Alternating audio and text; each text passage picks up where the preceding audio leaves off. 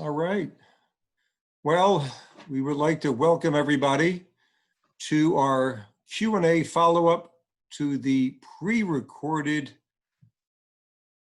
Phase 3, Step 1, Update 1, Amendment 1 to the Commonwealth of Massachusetts guidelines for youth sports. And so we're going to kick right in. The format for tonight is rather simple. Unlike other webinars, we figured the best thing that we could do was to get out the pre-recorded video that we put out on Monday night to give everybody a chance to read the guidelines over the weekend on Monday, watch the pre-recorded, which hopefully answered a lot of questions that people had. Actually, a lot of the questions that people submitted prior to that video going out were answered. And then, so tonight we're just going to focus on Q&A. And that's going to be the primary part of what we do. Secondarily, at the end of the Q&A for the guidelines that we put out, we will be doing covering some important information with regards to our insurance coverages. So without further ado, let's get started. Now, we did receive a fair amount of questions ahead of time. Rob Holliday did go through those. He kind of grouped together common questions, and we're going to address them in the three segments of the information we put out. The first will be the modifications to the game. The second will be with regards to gathering sizes, and the third will be facial coverings, and then we'll answer any general questions after that. So once again, similar to our previous webinars, we're going to be using the Q&A button that's on the nav bar. It might be on the top, it might be on the bottom, depending on where you put it when you watch a Zoom. It's the Q&A button that we will answer questions actually at the completion of each segment, not the slide presentation. So we'll answer the questions that were pre-submitted, and then we'll go to any of the Q&A questions that are being sent in, and we'll take it in that process. Once again, our target audience for tonight is the Maths U Soccer member organization leadership. We may have coaches, we may have team managers or somebody else attending. That's perfectly okay. We appreciate you being with us tonight. But the key focus is leadership, as we are all trying to tackle what the Commonwealth of Massachusetts has delivered to us and put this into play.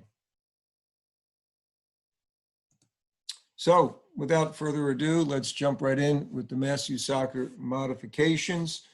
Before I get into the modifications, there's a couple of things I just want to point out since we recorded on Monday.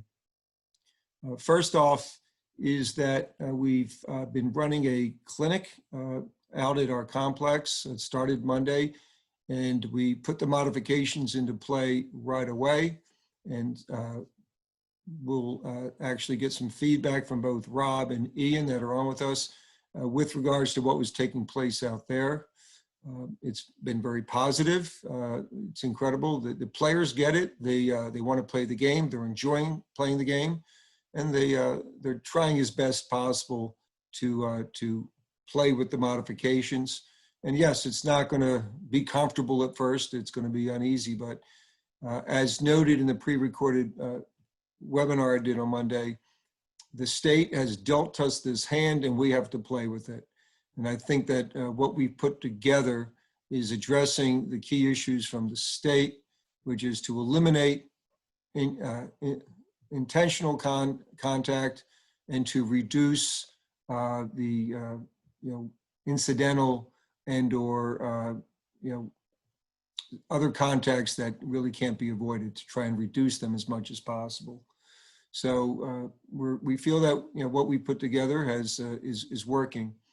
I will say that we have received quite a bit of emails and postings and blogs, you name it. And quite frankly, I think you would have thought that Mass Youth Soccer decided that the ball is now going to be square, and it's not that bad. It's the modifications actually can work, but we've got a lot of positive feedback from various folks and some professionals that they understand why what we're doing. Our state told us we had to make modifications, and the ones that we made are addressing the issues that the state has. So another thing is that we had a meeting with the Massachusetts State Referee Committee last night, or 2 nights ago, I apologize, Monday night. And it was a rather productive meeting with the referee community, a lot of questions, a lot of dialogue, a lot of give and take. And we're glad to say that the referee community is going to support and provide some guidance. Now, we all have to understand is that if these modifications are still in place, and I'm saying if they're still in place when play starts in league play in September, that not only will the players have some difficulty adjusting, but our referees will as well. So we need to have some patience. It's a learning curve, but they also understand that if we're going to get out there and play the game according to the guidelines that the state has given us, these are the things that we need to do. And now I say if, because we've been getting changes from the state pretty much every 3 weeks, 3.5 weeks. And so 3.5 weeks from now, if the numbers are looking good in the state and things are heading in the right direction, it's very possible that these modifications may be lifted, maybe piece by piece or in totality. We don't know yet, but so far we've been heading in the right direction with the Commonwealth of Massachusetts. Fortunately, and I'm going to knock wood, cross my fingers and everything else, unlike some other states that have gone backwards. And even our friends up in Maine can't even have games yet. So we're in a pretty good position for where we are, even though it's, for lack of a better term, it's going to be funky for a while. So with that being said, Rob, if you can unmute yourself and start firing away, and just FYI, neither Ian nor I have viewed any of the questions that were submitted ahead of time. And so we'll do our best to answer everything as they come in. Right, we'll start with the easiest one, face coverings. Can you provide clarification and some practical examples of how face coverings should be used for soccer players? Actually, if you don't mind, I was going to try and just cover the modifications to the game right now, Rob. Sorry about that. I threw you a curveball, but this is let's focus on these right here. And if there's any questions regarding these, great. If not, we'll just jump. We'll keep jumping forward. Yes. So we'll start with shoulder-to-shoulder contact and permissible body contact. It's fairly ambiguous in the guidelines. Can you provide how it might look on the soccer field, please? So that's a great question. Is the state has said, according to their policy, unfortunately, this document, I've been living with it since it came out on Friday. And in the document from the state, it clearly states that we must modify the game to eliminate deliberate contact. And the only permissible deliberate contact during a soccer match is a fair challenge, shoulder-to-shoulder contact. And that's pretty much it. It's there's nothing else.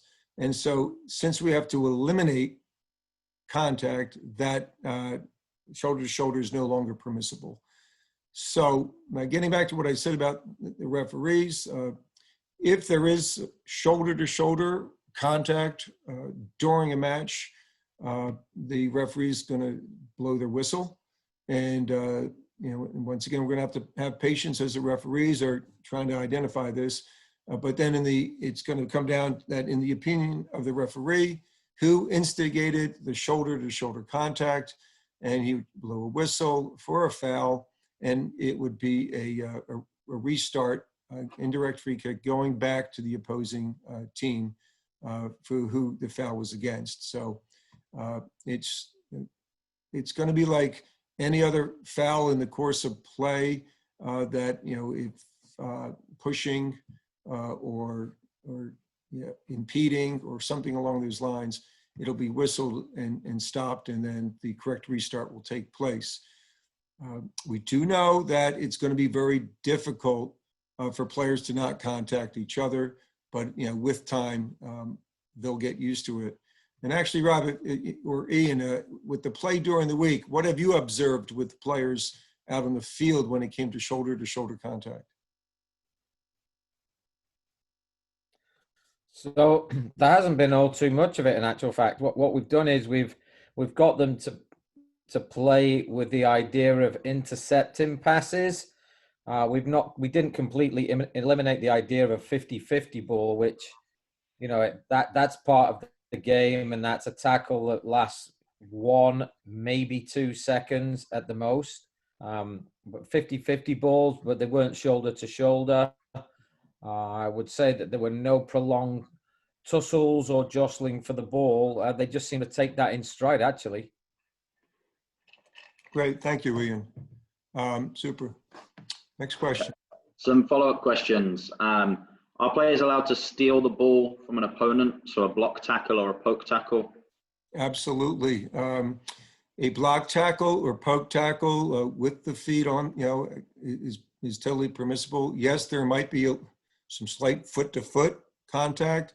It's possible, but of course, if it's rather aggressive, 1 foot to the other, that becomes a foul. That's kicking or tripping or something along these lines. So, but yes, they can. We're not eliminating players getting close to each other. We're just trying to eliminate contact and the percentage of time, like Ian had just mentioned, the percentage of time that they will be close to each other. So yes, they're still permissible. And to follow on to that, how about shielding? Is that common contact and permissible? Well, shielding the ball is always permissible. It's what the opposing player does to the player that's shielding the ball is the issue.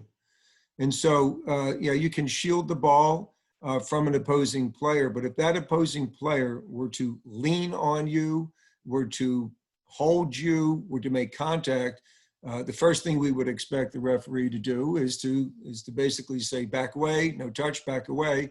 But if it's persistent, the referee will call a foul. So that's, but shielding is still permitted. Just to provide some additional insight, working with the high school boys this week, it seems it's very important to defend goal side of the ball.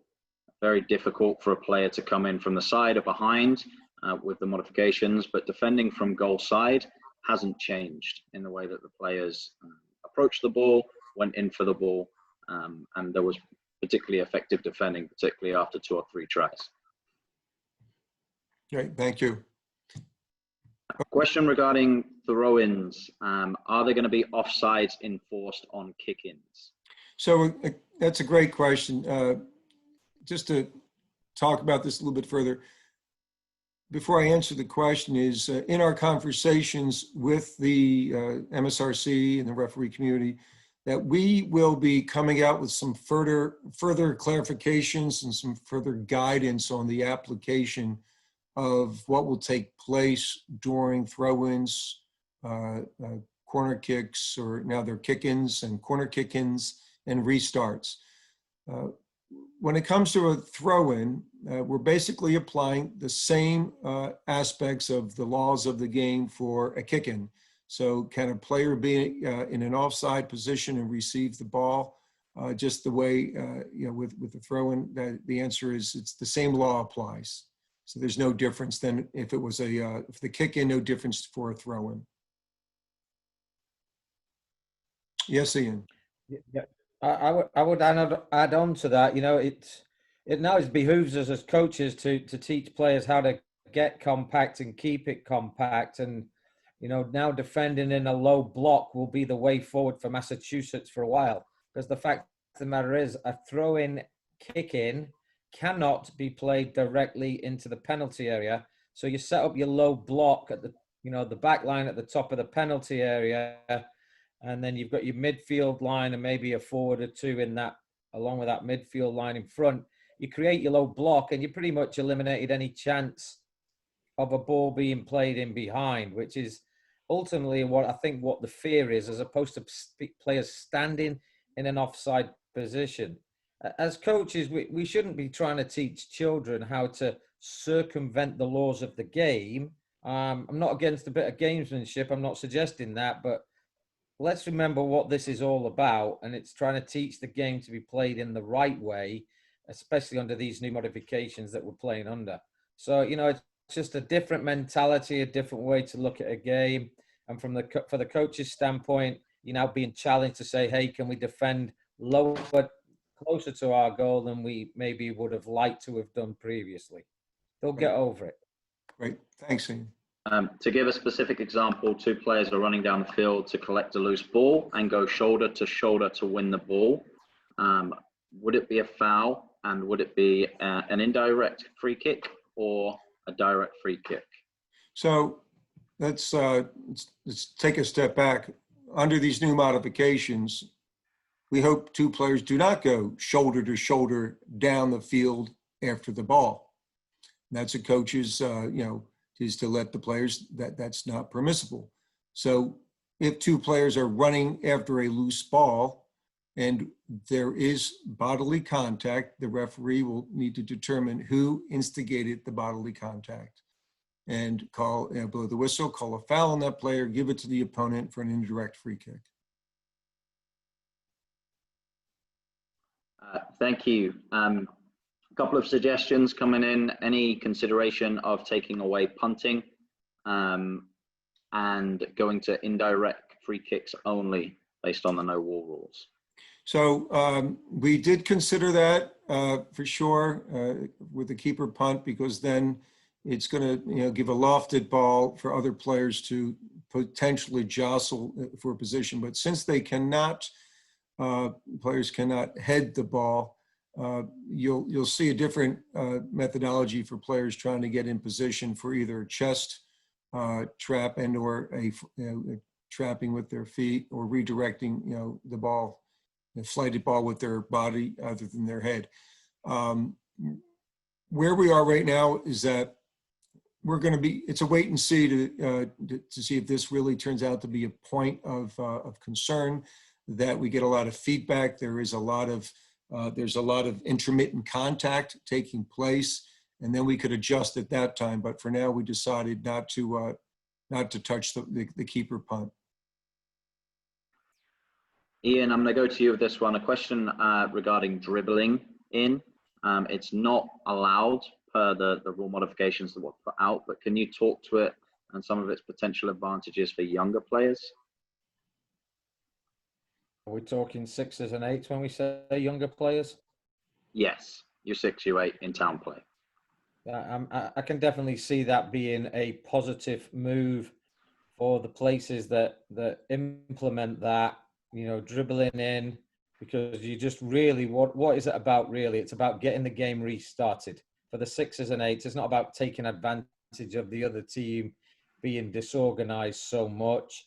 I'm sure there are moments when that's going to happen. But again, let's look at this from a player development standpoint and think of this fall season as our best chance to really intensely focus on the player development aspects, and let's get the ball back in play and see what they can do once the ball's in play, as opposed to trying to figure out different things, whys and wherefores of when the ball's out and getting it back in. There just seems to be a lot of, that's where you're creating your own confusion.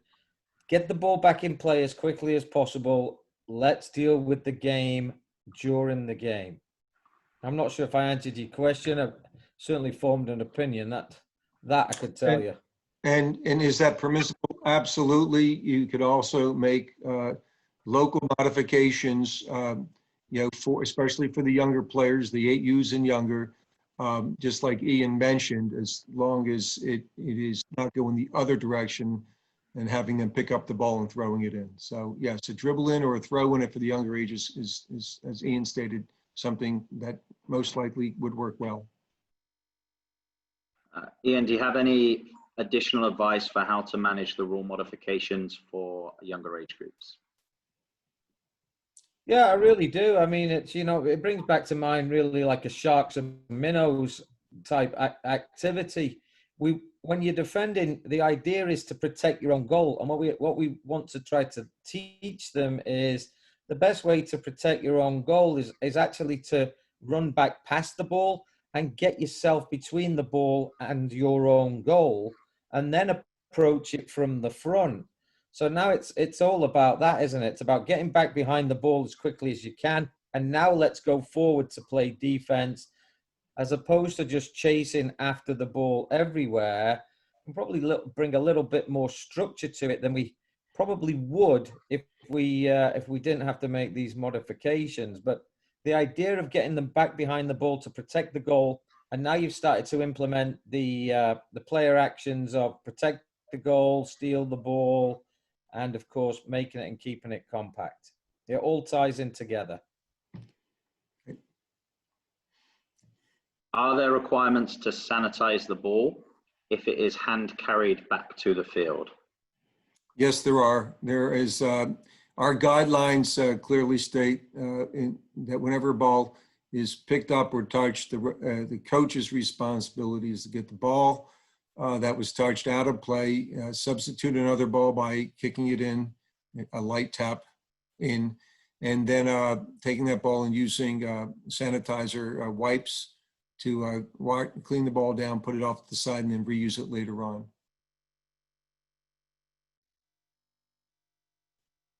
Thank you. At this time, no further questions regarding oh, we do have one that's just come in. When are players allowed to get closer than 6 feet, and how many players are allowed in that area? I'm assuming that means in the flow of the game. In the flow of the game, there's no restrictions to when a player can or cannot be within 6 feet. The guidance that we've received, with regards to youth sport, is that players should try and maintain as much distance as possible during the flow of game. However, with several players competing for a ball or a 50-50 ball, or two or three teammates doing some short passes to each other, it's often players will overlap right next to each other. That's totally fine. We're not trying to keep everybody 6 feet away for the entire game. It's just that to try and maintain distance as much as possible where possible. But it's you could have 3 or 4 players within close proximity to each other playing the game. Our preference is to try and limit that as much as possible throughout the play of game.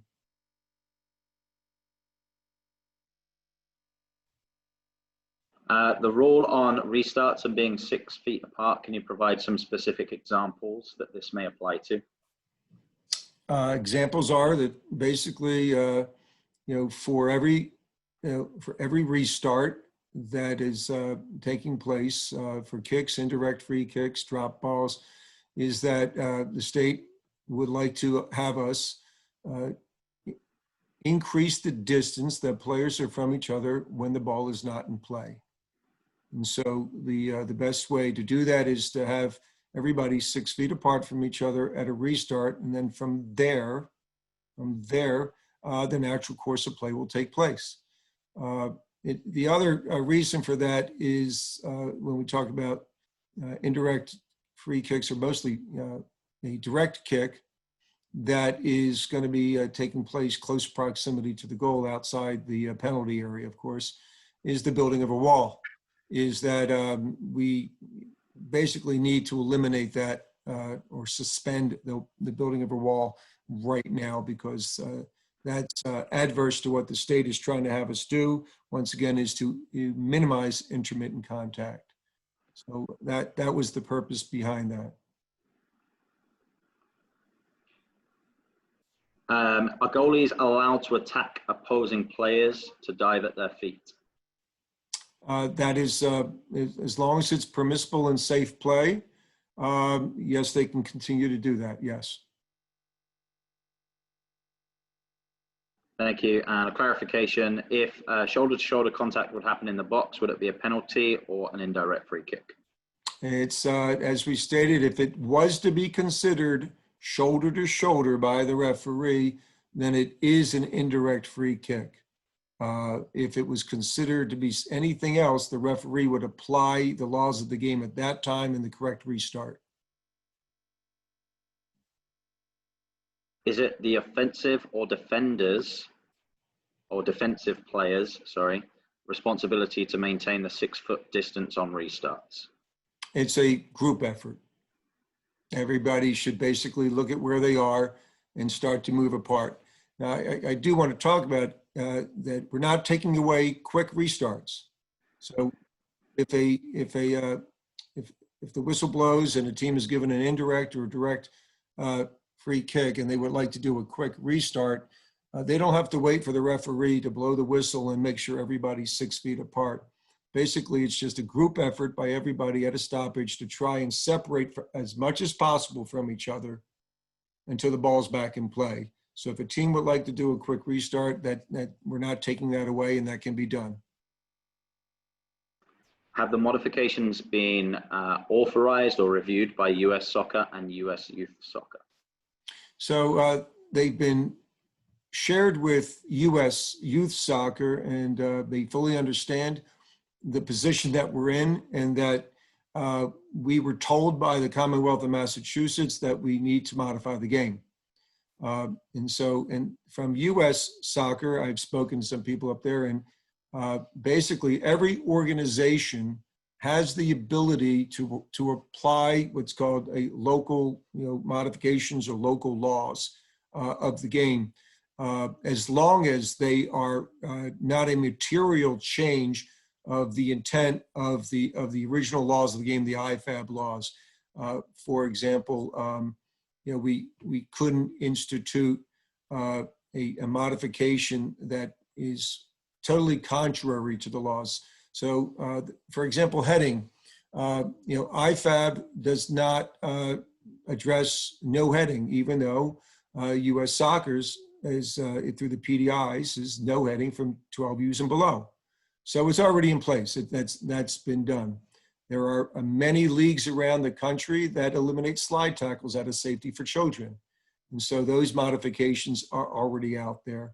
Some other modifications that have been in place that are not in IFAB laws of the game are things such as the build out line. That is a modification. And our referees have been taught to apply that modification as a law of the game. And the other is, I believe in both the 9v9 and 77 is goalkeeper distribution modifications. And once again, those are local modifications. So these modifications are not contrary to what can be done at the local level. Thank you. One last question. An indirect free kick that's given for shoulder to shoulder or another infraction in the box, would it stay inside the penalty area or leave the penalty area? Currently, right now, it will take place inside the penalty area. It is an indirect free kick. Since there is no ability to build a wall and players do need to keep their distance, will it increase the opportunity for a quick scoot pass to another player and kick it in? Absolutely. Could we see high scoring games because of moments like this? Most likely will, but does it really matter? The key is make sure that the kids are playing safe and that they're enjoying themselves. And I'm going to get back to this season. I'm going to beg people, don't post scores, don't post standings, just post lots of pictures of kids enjoying the game.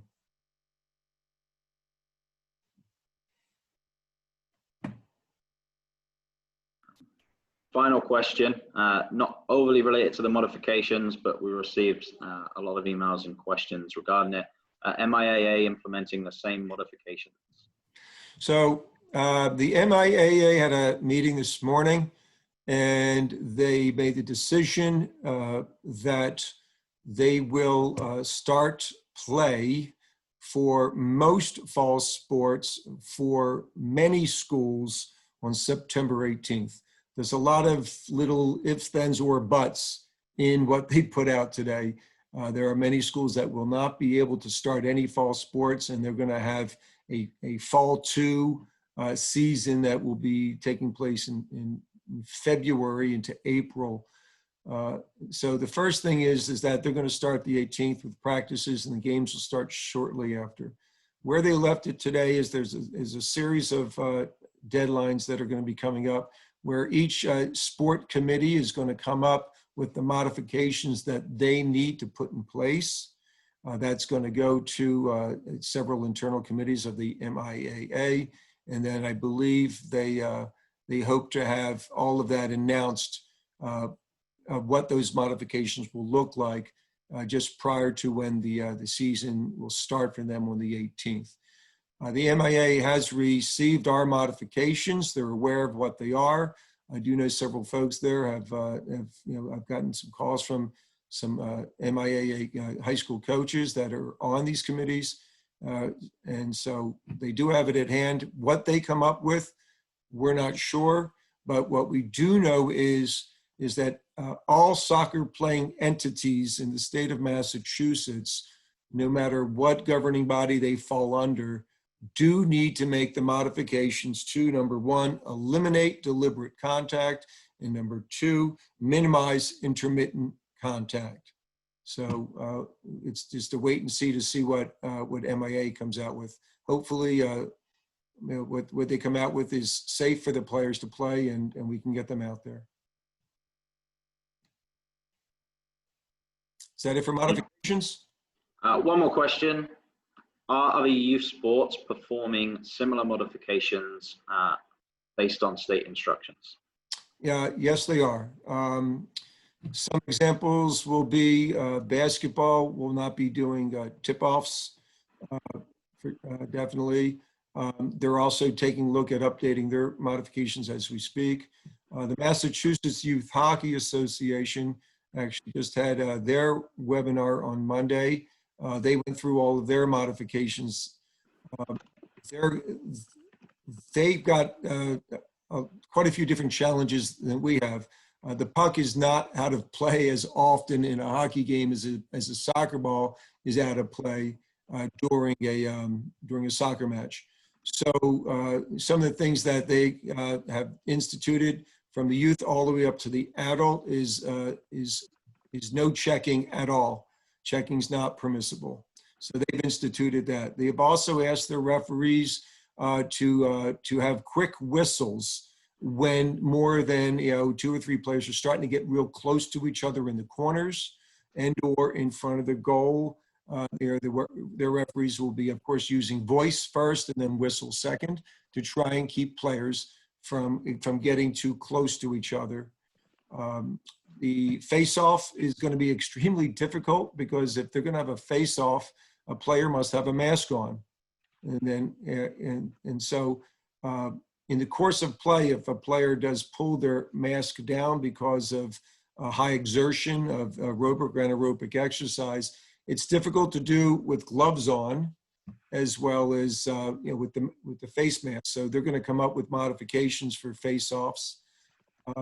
Rinks are going to have to be modified because all players need to sit 6 feet apart when they're on the bench. And so if you've got a short bench, you might be okay. But if you've got 20 kids on a roster playing, they're going to be extending benches with seats and rubber padding into the spectator area for line changes. And there's a multitude of other concerns that they have because they all play indoor rinks. And then the facility operators have some rather stringent guidelines.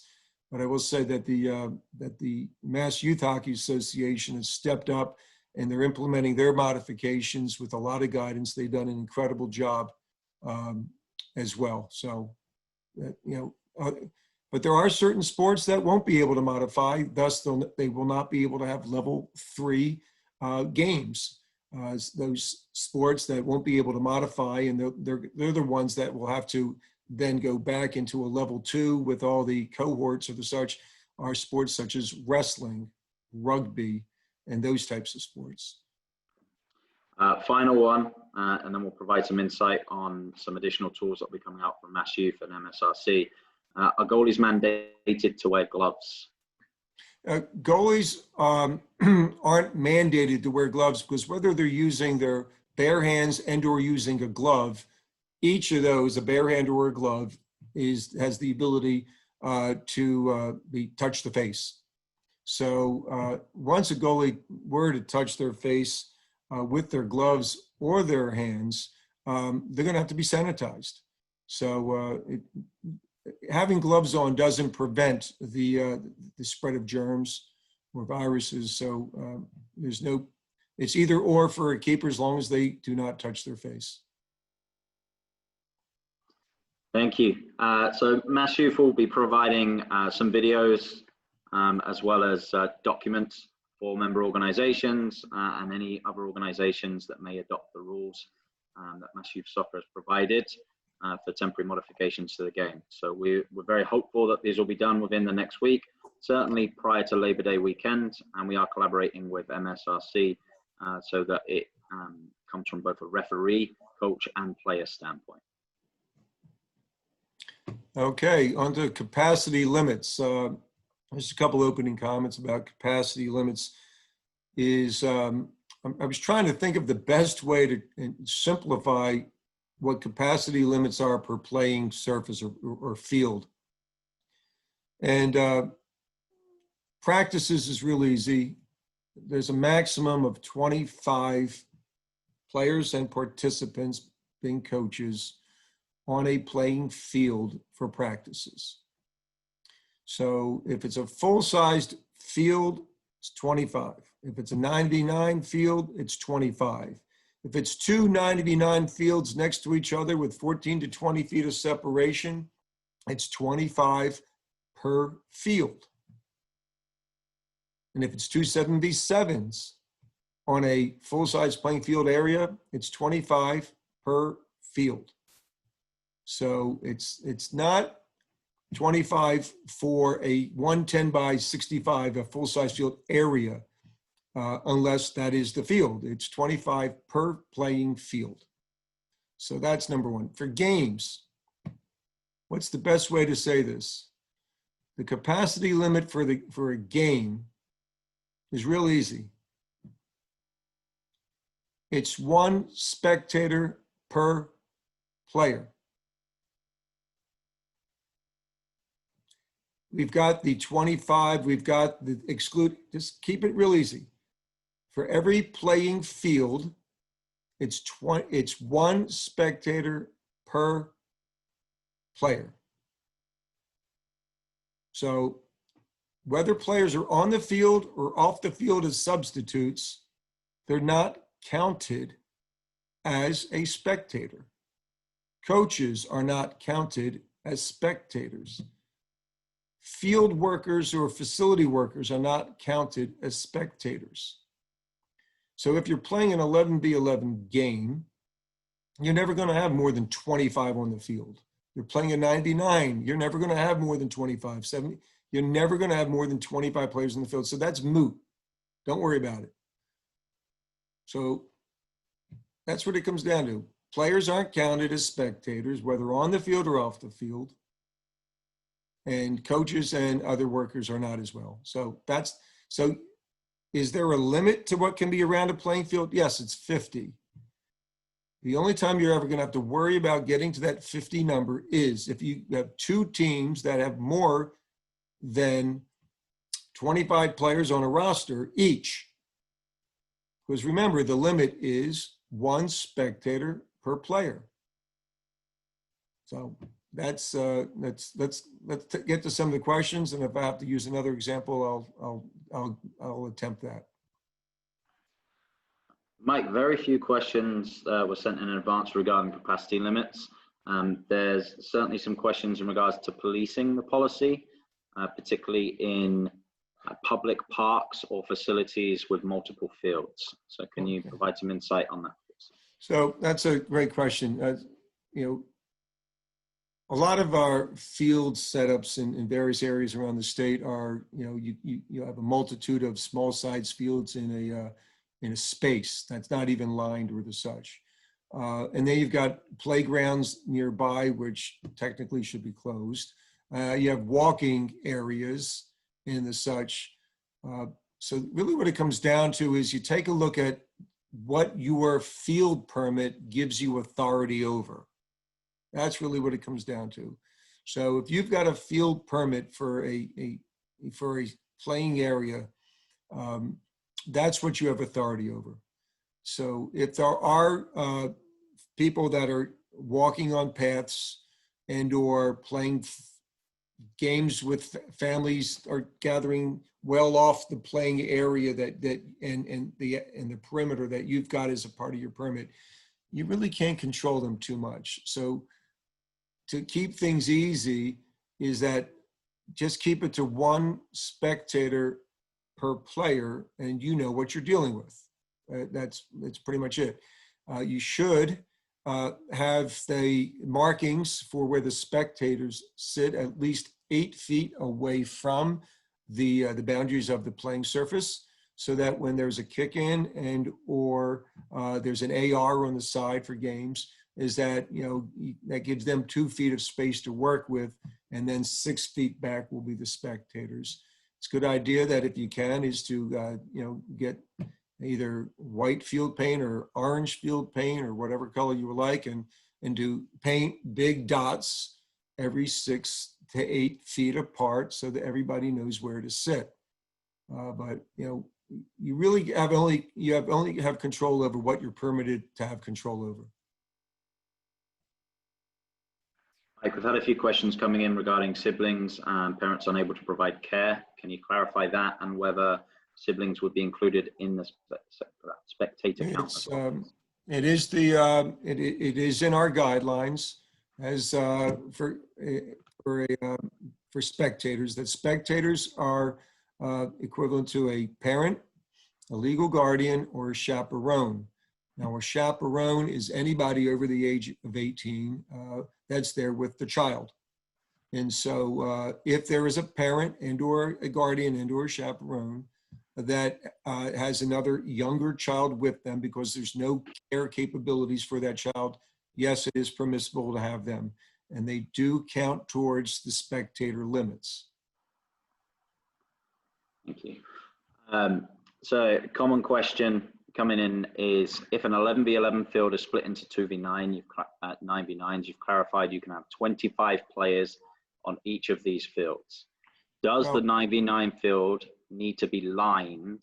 There are many turf fields or other complexes that have 9v9 size fields that could fit into half a field but are not lined. So let's use some common sense here, is that fields do not have to be lined, but the field markings could be cones or discs or something or along those lines. As long as the spaces between one playing area for a 9v9, either playing or practice area, is at least 14 feet, preferred 20 feet separation between the two, that's perfectly fine. The second you put two smaller playing surfaces in the area of a full-size field, don't count the full-size field as a playing area anymore. That's just the space that you're using. We take a look at each of those 9v9s or 277s as separate playing areas, and thus the limits apply to each one of those.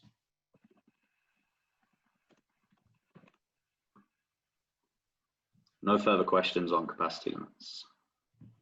Wow, I like that. So I can just do this. Click, click, click, click, click, click, click, click, click, click. Oh, yeah. I just had those just in case I needed them from the other presentation. Oh, I spoke too soon, Mike. Oh. Spectators with many fields have fencing around them. So when is a person classified as a spectator if they're inside or outside the fence? Inside or outside the fence, Mass Youth Soccer is limiting spectators to one spectator per player.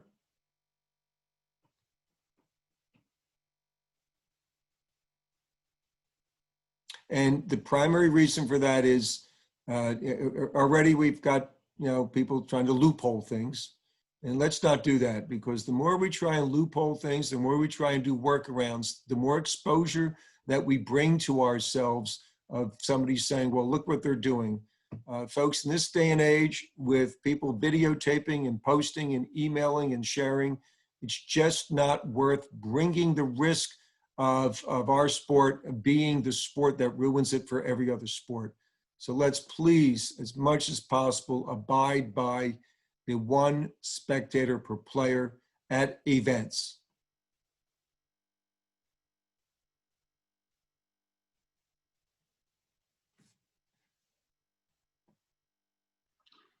Not necessarily field related, but is there still a limit on cohorts during a clinic or practice? So the phase 2 cohorts has been replaced. There's no limits on the cohorts. Our recommendation is for when it comes to practices that we keep teams together and not mix teams, as much as possible. We need to do everything possible to minimize the interaction between various groups, so that we can keep, if needed, tracing to a manageable amount. So there's no requirements, but please, when you have a practice, keep it to that team only. Don't mix 3 teams up for a practice. Question regarding spectators. If you had 2 9v9 fields, as an example, that were 20 feet separated, would it be 50 spectators per 9v9 field? Or is it 50 for the 2 9v9 fields? The capacity limits are per field. On 2 9v9 fields, you've got 2 teams. Let's say it's a 99, which maybe the roster is typically 15 to a roster. That's a total of 30 players, either on the field or off the field as subs. With our limit of 1 spectator per player, that's 30 people per playing surface. We're not going to hit the 50. So, it's the capacity limits are per playing field, per 199, per the other 99.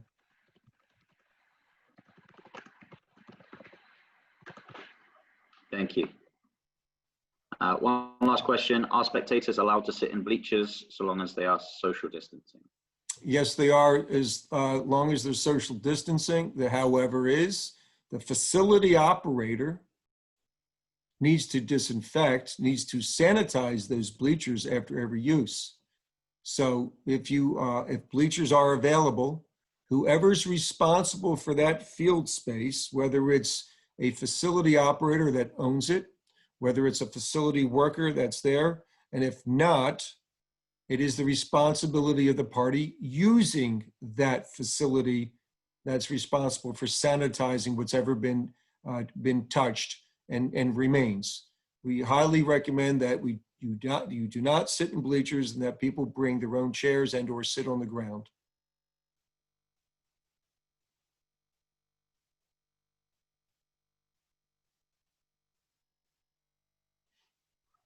We're on to facial coverings.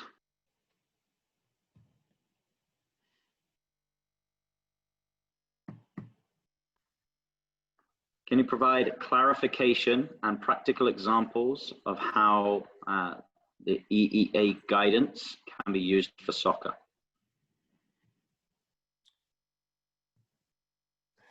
Okay. Facial coverings must be with the player at all times. Facial covering must be worn whenever the player has the ability to wear the facial covering, as long as they're not involved in high intensity aerobic or anaerobic activities. If as much as possible, the covering should be on, and of course it can be taken down for a player to catch his or her breath. It could be after a bunch of short sprints or a long run, but the player must have the facial covering with them at all times, and have it cover their face. And if they do remove it, they have to replace it as soon as possible after they've been able to once again catch their breath. That, you know, the EEA is given some latitude because they understand that not all players have the same physicality, same fitness, same build, same stamina, same respiratory systems. So it's going to be different for different players when the mask is going to be removed or pulled down for them to catch their breath and then put back up when they feel comfortable doing so, and preferably as often as possible when they're around other players or getting close to them. I think there are some examples that you may be able to share, Rob, as what took place with the high school kids this week. Absolutely. So for the most part, we did post a video of the high school boys playing a full 60-minute scrimmage 11v11 on our YouTube channel today. And 99% of the time when they're in close proximity to other players, they had their masks on. Often if the ball went out of play, goal kicks in particular, sometimes corners where there is an extended period of play where the ball is out, almost every player on the field would remove their mask, take a breather, pop it back on, or if they're considerably out of the play, if the ball's on the other wing and they're on the right side, for example, or if it was a striker and the ball was in their defensive third, then they might remove their mask. The players adapted and adjusted very well to the requirements with some gentle reminders from the coaches. We didn't blow for free kicks if they didn't put their mask on and go in for a challenge or to win the ball. But we did provide a gentle reminder to let the players know we should be wearing facial coverings wherever possible. Ian, if you want to add to that. Yeah, I'll just speak to my experience on our side with the girls. You know, we started off on Monday, and it definitely was a factor because they were speaking to it at the breaks of, you know, how uncomfortable it was. And just to put this in perspective, we did 3 sets of 3 hours. So Monday, Tuesday, and Wednesday, 3 hours every day with them. We took, you know, quite good rest periods of 10 to 15 minutes in between 45-minute bouts of activity on our side. And by today, which was the final day of the little clinic, not only did they keep them on the entire time, there wasn't one murmur about, oh, this is horrible, I have to wear this. So there's definitely acclimatization taking place. You know, I'm sure it was quite uncomfortable because it was probably the hottest day of the 3 out there today, but not one mention of it from the girls. And, you know, my group, it was the younger group of the girls. And if anybody was going to say anything, these young ladies were not afraid to tell you that things weren't the way they exactly wanted them to be. And today, no issues whatsoever in that regard. Great, thank you. And just to reinforce is that prior to this, Mass Youth Soccer did consider, based on studies and research and information that's been shared with us, that wearing a face mask, especially during whether it's moderate intensity or high intensity of aerobic or anaerobic activity, can be dangerous. There's and so we are working with the other sports to approach the state to revisit this. They're being provided with some data. There's the American Society of Pediatricians has put some information out there about the safety of wearing, face coverings while doing heavy exercise or heavy play. And so, we're still working with the state to see if we can have this revisited by them, in the short term. They're aware of our position. They've got a lot of other things on their plate right now. As you can imagine, after they've dealt with everything last Thursday, they're moving on to some other aspects of things that need to be taken care of. But it is forefront for us to advocate for the health and safety of our children in various manners. But once again, if a parent would like to have their child wear a mask 100% of the time, that's the parent's prerogative. I also do need to stress that there are many boards of health around the state who have the ability to, I hate to use the word stricter, but to make the guidelines tighter, to make them stricter. If a local board of health feels that they would like to have players wear a mask 100% of the time, then they have the ability to do that. And so certain programs or leagues may need to alter their requirements based on the local board of health. And so if one team is traveling to the town of another team and that local board of health requires face masks on all the time, then they're going to need to comply with that in order to play in that town on that field. Mike, lots of questions come in. Firstly, how should a player remove their mask during the game? So how they should remove their mask? Well, fortunately, it's going to be much easier for us to remove our masks than lacrosse players and hockey players. So is to remove the mask, the CDC actually has some guidelines and instruction on the proper use of a mask. A player should never touch the front of a mask or the inside of a mask, and it should be always done using the ear loops or the corners, not the front. Is to they can take that, pull it down over the chin, and then pull it back up, but they should not touch the front of the mask. Some players they'll take one ear off and they'll just have it hang off the other ear while they're catching their breath, and then they'll use the ear loop to apply it back on without touching the front. Thank you. Can you provide some clarification on types of masks? For example, can we use gaiters? Are masks with vents allowed or recommended? So the type of masks that are safe to be worn, there is the CDC has links to masks that they consider to be beneficial to be used to reduce the spread of respiratory particles. Those links are on our website and available. But for soccer play, the only mask that's permissible to be used by a player during a practice where their players will be within 6 feet of each other, and during games where they have the ability to be within 6 feet of each other, is a ear loop mask. No gaiters and no masks that tie around the back of the head. Even though we're trying to eliminate contact and intermittent contact, there's always the possibility that a player could trip and their hand goes out, and the last thing we wanted to do is grab a gaiter or grab something tied around a child's head. It's very similar to the reason why we don't allow children to wear necklace jewelry, because it possesses a danger to both players in the event there is a mishap and something is grabbed.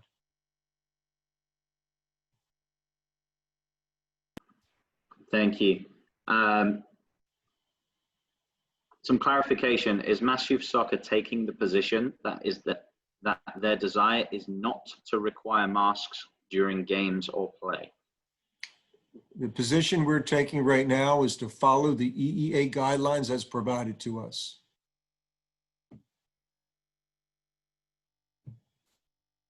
I know, I know it's not what you want to hear, but that is the way it is.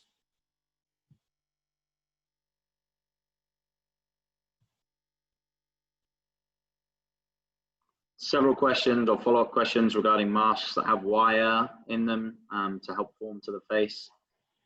The preference is that the masks that have some it's a plastic coated wire that's there for the nose bridge, and that is that's most prevalent. So we are not considering that to be dangerous equipment. But if a parent feels that it could be dangerous, they'll have to identify another type of a mask, which could be one of the tighter fitting cloth masks as compared to the the package of 50 surgical masks that are disposable. Do keepers have to wear masks? No, they do not. It's the guideline, and right here is that soccer players should have facial coverings with them at all times, and where possible, play with the facial covering on, removing it for long runs down the field, for plays without close contact, and in the goal.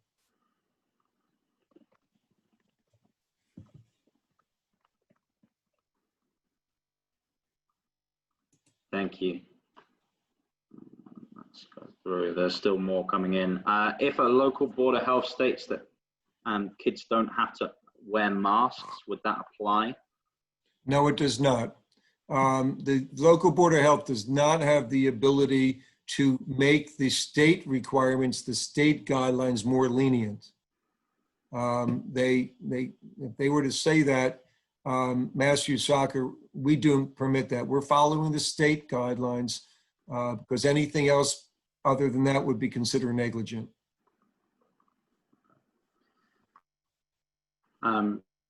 Does Mass Youth Soccer have any light into why the decision was made? Any statistical data that was provided to the Commonwealth as to the decision to make more restrictions for soccer? So during the run-up to all of this taking place, we've had various members of the Mass Youth Soccer community provide us with information, but also quite a few people took the initiative to send data and information directly into the EEA, Department of Public Health and Health and Human Services, all a part of making the decision. What they use to eventually determine whether a mask must be worn or how it must be worn, how often, we don't know. We weren't privy to those discussions.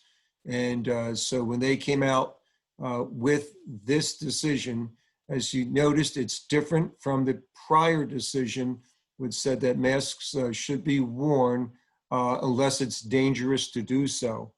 And Mass Youth Soccer at that time, for the most part, considered wearing a mask dangerous to do so because of the high aerobic and anaerobic activities that children would have. So then that wasn't only us, that was also girls lacrosse, field hockey, and other moderate risk sports felt the same way. And so that when they came out with this version, they did eliminate that ambiguity of safe to do so, and they provided us with the guidelines that we have now. Once again, we don't know what they looked at, and all we can do is that we can trust that given the numbers that Massachusetts has, which is the best in the country, that they're hopefully guiding us in the right direction. And that, all we can hope is that over the next 3 to 4 weeks, things get better. And so when we start play in, second or third week of September, that we're in a better place than we are now, with the potential for some of these modifications and facial coverings to become relaxed. So questions coming in regarding the practical application. So one of the questions that's come in, Ian, I'm going to have you answer is, what should we pragmatically tell our coaches so that they don't try to game the rules? For example, claim that it's always a strenuous activity, or a player is carrying the mask in their hand and is putting it on where possible. I would say that's the purpose of practice right now, isn't it? It's to get them used to it and get them acclimatized to this, excuse me, this potentially uncomfortable situation. As I said, I'm quite confident you'll experience the same thing that we've experienced this week with the high school players, is that initially, yeah, they won't like it, but by practice 2 and 3, they'll be keeping them on the whole time. And they may even be reminded, hey, this is a moment where you can take a breather. You don't have to have your mask on at this moment. I don't actually think, really anything other than let's get them to wear the mask the whole time, and let's just be mindful of those moments when they can and should take a breath of fresh air and feel, amazingly enough, the cooler air on the face, because it will feel cooler even if it's warm outside. So I would stick to that mindset that, coaches, have your players wear the masks, and at moments when, remind them that now's the time that they can catch the breath and take a breath of fresh air and maybe even a bit of a cool breeze on the face. I wouldn't approach it in any other way based on what we experienced this last 3 days. It wouldn't make sense to. Thanks. And I just want to add to that is an electrician friend of mine always told me that whenever you try to short circuit a system, you could get electrocuted. Let's not short circuit the system. Yeah. Just apply the guidelines. As Ian said, you'll be surprised how quickly the players acclimatize, and it's not an issue. How does the medical exception for masks work?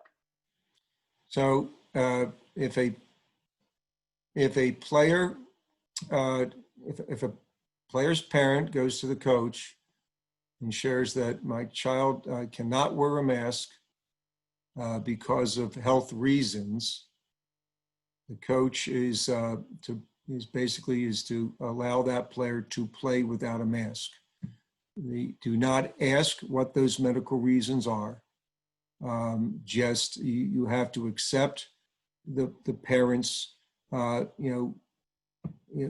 claim that it's a medical exemption or an ADA exemption, but you can inquire as to specifically why. You'll need to comply with it. Now, one of the things is the parents need to understand is that they need to provide accurate information, because if a parent falsifies information, they're opening themselves up for negligence down the road in the event something were to come back and whether it be a positive and some tracing and that child was actually not using a mask based on false information shared by a parent.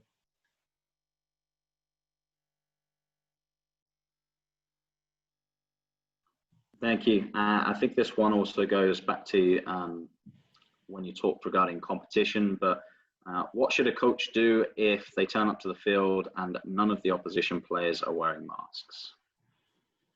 Well, first off, if none of the opposition players are wearing a mask or have a mask with them, that's a violation of our guidelines. And first off, the play shouldn't take place, and the coach should not put their team at risk. The game should not be held. The game needs to be held according to the guidelines.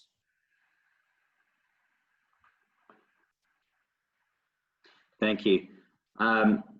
Thinking about regarding Board of Health issues, we addressed in the previous webinar that if Town A has stricter Board of Health recommendations than Town B comes to visit, then they would follow Town A's Board of Health recommendations. If Town A went and played away at Town B, would they still follow their own town's recommendations or the recommendation of the town that they are visiting? So whenever a team plays another team, the more stricter guidelines apply. So that's basically, as long as both guidelines are within the Master Soccer guidelines and the Commonwealth of Massachusetts guidelines. So as long as we're meeting the Commonwealth's and our guidelines at a minimum, anything stricter, basically it's whatever applies where the game is taking place. Now, it is possible that a Board of Health may tell a team in one town that they have to keep their masks on at all times while playing out of town. They don't have jurisdiction in other towns, but I think to maintain relationships, it'd be a good idea to follow their guidance. Question regarding When in Rome, is it? Right. Not often. Some questions regarding documentation for medical exemptions. Should the club hold them, the coach hold them, the parent? What would you recommend?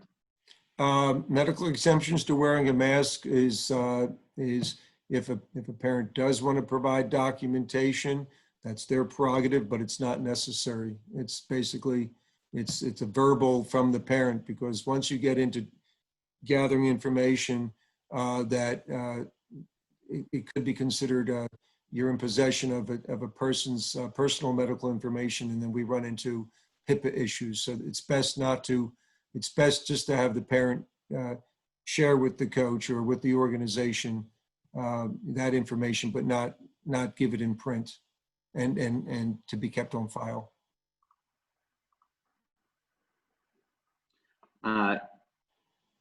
Questions regarding spectators and masks. Are spectators required to wear masks?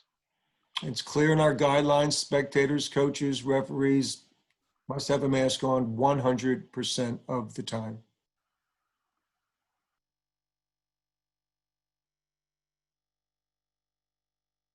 How would you recommend handling a parent who refuses to wear a mask? Well, the first is that let's take a look at games, for example, with referees. First off, the referee is not the mask police. Wearing of a mask is the responsibility of the organization for their spectators and how the players wear have the mask with them and wear it during a game.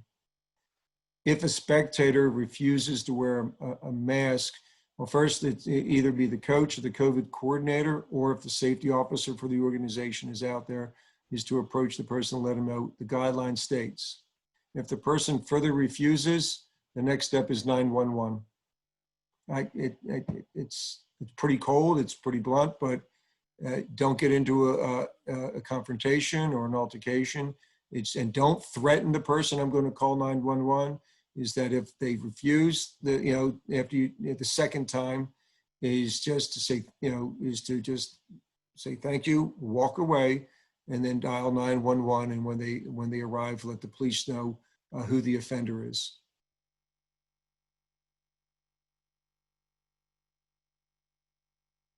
And by the way, the police are prepared for this because this is a Commonwealth of Massachusetts guideline, not a soccer guideline or a lacrosse, or it's a sport. This is a Commonwealth of Massachusetts guideline.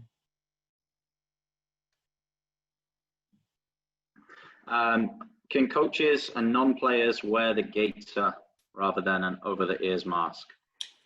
So any player that's not involved in play and that will be within 6 feet of somebody can wear a gaiter. However, I think everybody is listening to news reports these days to learn that most gaiters are actually probably some of the worst coverings to prevent respiratory particles from escaping. So the N95 and or certain masks, as multi-layer fabric masks, are still going to be the best, but yeah, they can be worn. A gaiter can also be worn by a player at a non-contact 6 foot distancing practice as well. But once again, our recommendation is a quality ear loop type mask.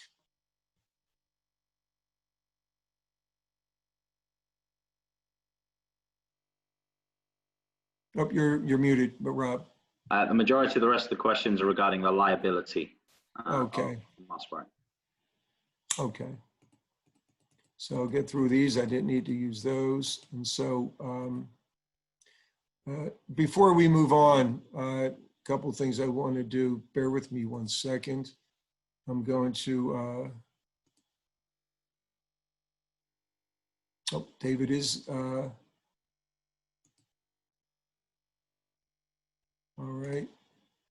I promoted Dave Amadon, the Executive Vice President of Mass Youth Soccer, to join us when we move on into the insurance and liability section. But before I do that, I just want to emphasize once again that the coach is the key. That when the players are on the field, that you won't have registrars out there, and you won't have query submitters out there, and you won't have other board members out there. Now, they may be coaches for sure, but we do know that 100% of the time when kids are practicing and playing, a coach will be there. And so once again, I'm going to emphasize they are the key. The coach must be aware of the guidelines, understand the guidelines. You know, if we had the ability, we'd have them all take a test on the guidelines. And we might have to down the road if the state moves in that direction, because it is so important that the coach, just like a teacher, just like daycare, that they understand their responsibilities and that they are adhering to the guidelines from the Commonwealth of Massachusetts and the guidelines of Mass Youth Soccer. It's imperative. As long as we can demonstrate that we've got our guidelines being adhered to and kept, you know, forefront and managed to, we are putting ourselves in the best position possible in the event something were to happen. And quite frankly, I keep saying if, we all know it's a matter of when, not a matter of if. And so when something happens, we're prepared, we know what to do, we've got everything lined up and in place. So the coach is truly the key. And then of course, they're supported and backed up by a team coordinator, the organization's COVID safety officer that the state says we need to have assigned. And so we're going to be in great shape as long as our coach does everything possible. So what I'm going to do next is going to address insurance and COVID-19. Within the past 30 days, a lot has been happening, not only around the world, but of course here in the U.S. and in Massachusetts, with regards to liability and then insurance coverages. It's been a rather tumultuous period of time, in all industries, just not youth sports and in facility operation, but businesses, restaurants, daycare, schools, medical care, you name it. It's just, the environment is just changing so rapidly. And so as of recently, some certain things are taking place in the insurance world. In order to understand what's taking place is that insurance policy exclusions need to be addressed. We all have, or those of, not all of us, but those of us, whether it's homeowners or renters insurance, whether it's auto insurance, whether it's insuring our businesses and the such, our general liability, and I'm going to say, but we have general and excess liability, but I'm going to use general liability as the catch-all, that our general liability policy insures us against covered events. And those covered events, in the event something were to happen, our policy covers our legal costs and any indemnity for our liability to the claimant. I think some of the most prevalent covered events that we know that our liability policies cover us for is for sexual abuse and concussion. That it's clearly identified as a part of coverage that we have, that in the event there's a sexual abuse case or a claim for a concussion or a head injury that finds for us to be at fault, is that our insurance is there to protect us. Now, on the other hand, every general liability or business liability, comprehensive liability policy contains noted exclusions. And these exclusions are contractual limitations on our insurance contract. And so we've just been informed within the past couple of weeks, we've been working with our carrier to see if there's any opportunities to address it. But all policies being issued on a general liability across all industries, including youth sports, now contain a communicable disease exclusion. And the wording from the policy basically is coverage for bodily injury or property damage for claims relating to epidemic or pandemic is defined by the CDC or WHO, World Health Organization, is excluded for coverage. And so let me go into this in a little bit more detail. The communicable disease exclusion states that there's no coverage for any youth sports organization currently available that will cover COVID from a liability or legal defense costs. Every single policy out there for all sports organizations nationally have these exclusions kicking in. Our policy renews on September 1, and it will have a communicable disease exclusion. Now, talking to our insurer, and our insurer for our liability policy is basically it's Scottsdale Light, but it's actually Nationwide is the company that owns the carrier that we're with. So it's a major insurance carrier. Their point of view is that from a pure liability perspective, COVID-19 currently poses a much less severity risk, a risk of large dollar payout, much smaller than to sports organizations than traditional severity risks of child abuse and molestation and concussion or brain injury. And so from their point of view, it's out there, but it's not as severe as these other types of exposures that we have. Now, the real cost of this exclusion is the absence of coverage for legal defense costs for COVID-19 related claims. So if there is a COVID-19 related claim, and it's against an individual or an organization, is that since there is no protection behind our liability policies, our general and our excess, the individuals will have to retain their own legal defense when the process starts. Now, some of the things we need to understand is in other respects, the COVID-19 presents unprecedented challenges due to the elements of societal fear, the unknown outcomes, and incorrect or changing information on a constant basis. So, what is known about COVID-19 and the potential for litigation, it's in its infancy. We really haven't even begun to test the waters. And quite frankly, because of this, insurance carriers are pretty much excluding and staying away from it for right now. Even the most common high-risk insurer, Lloyd's of London, isn't even touching it at this point in time. So, we may see over time things change.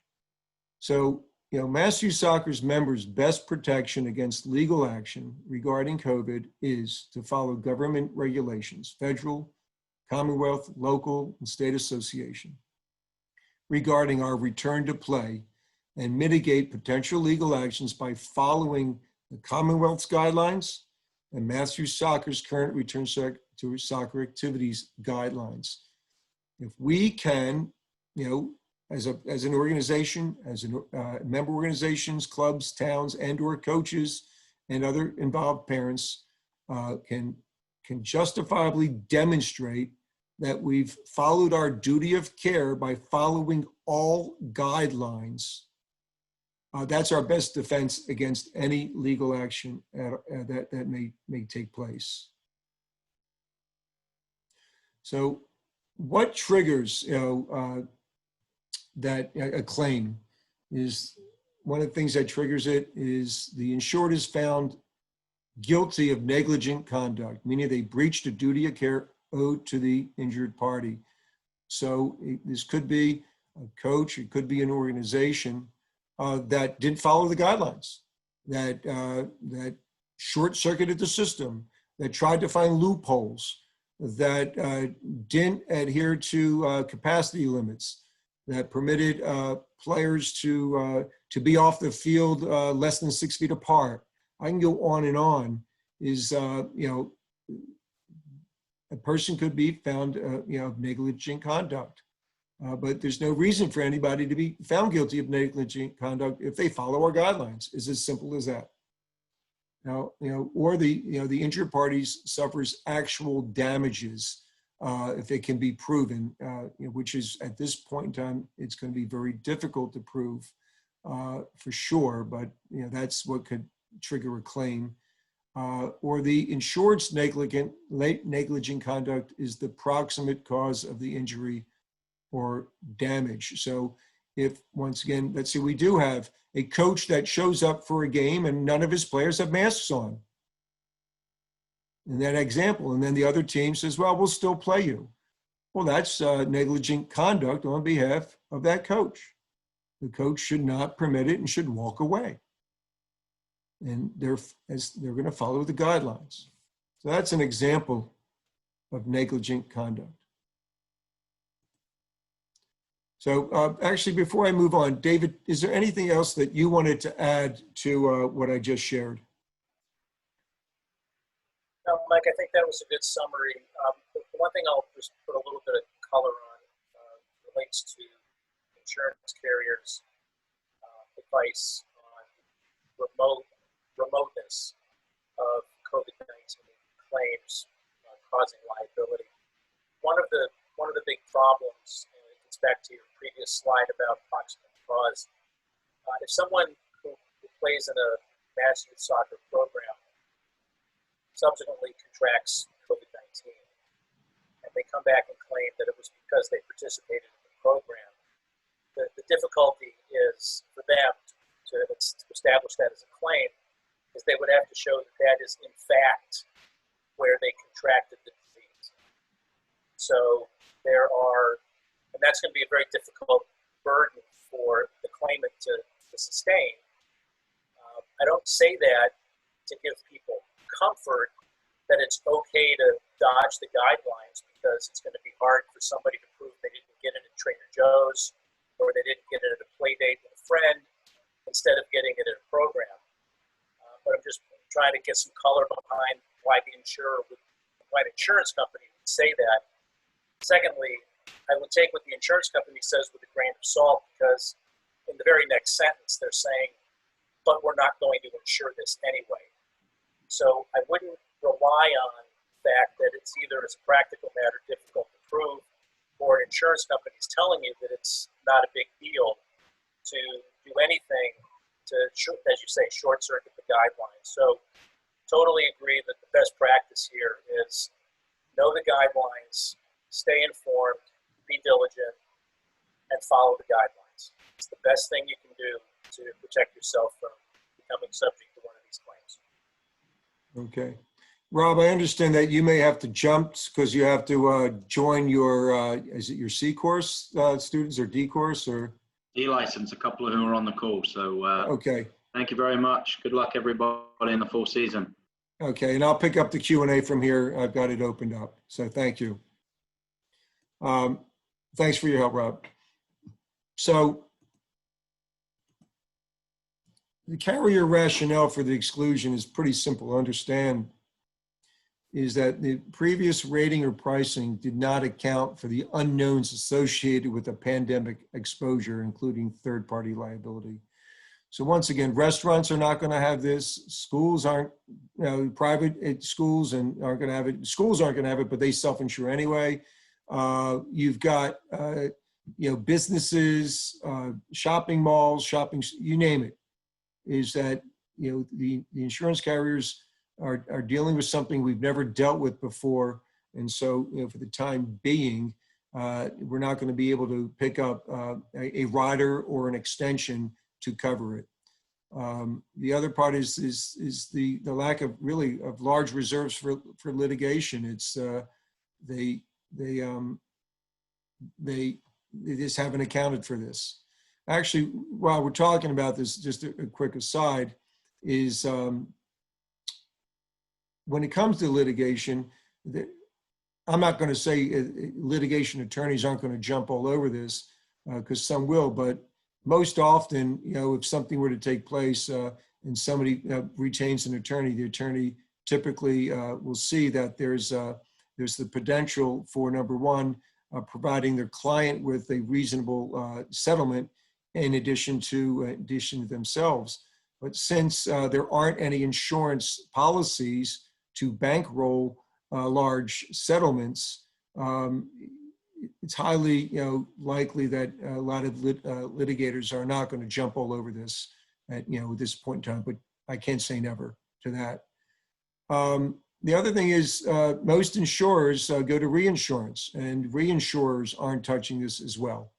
And these reinsurers are other insurance companies that back up our insurance company. Typically, you'll have a large, like Nationwide will, cover everything up to billions, and then once it gets over that, they'll get a reinsurance to cover on top of that. And then another factor that actually it could be interesting is legislative reforms. It's very possible that certain legislative reforms can kick in that do protect employees or employers or business owners or the such with regards to protection against frivolous COVID-19 claims, and that things along those lines could be put into place. One of the other things to be aware of is there's the actual term for it. There's the Volunteer Protection Act of 1997, which does also provide some protection for volunteers when it comes to exposure and liability. So the legal liability is ways we could be held liable is, for example, allowing a member or participant who is known to be infected with the virus to continue playing. That's a no-brainer. I mean, if we know that somebody is infected, it's our obligation is to not permit them to play. Even if the parent says, oh, they're fine, they're not running a fever, they're okay. If they're known to be infected, they have to stop playing 100%. We're held liable if we fail to adhere to our health and prevention guidelines. Our guidelines and the state's guidelines are put out there for a reason. They're put out there to help make sure that society behaves and does not act with negligence. So our duty is to make sure that we follow all of the guidelines that we have put out there.